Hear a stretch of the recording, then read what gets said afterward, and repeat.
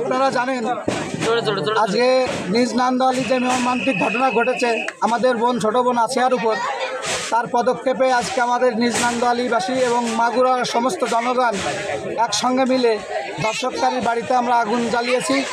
Plus আমাদের দাবি থাকবে বাংলাদেশের সরকারের কাছে যাতে 24 ঘন্টার ভিতরে এই ধর্ষককারীর ফাঁসি কার্যকর করা হয়। তাহলে আমাদের কর্মসূচি থাকবে কালকে সকাল থেকে সারা মাগুরা শহর জ্বালিয়ে দেওয়া আমাদের কর্মসূচি। প্রশাসনের লোক যদি সর্বোচ্চ শাস্তি নিশ্চিত করতে না পারে তাহলে ওই দর্শক তুলে দিক, আমরা নিমানি ময়দানে তাকে পুরোপুরি মাটিতে পুঁতে দিয়ে তাকে পাথর নিক্ষেপ করে হত্যা করতে চাই।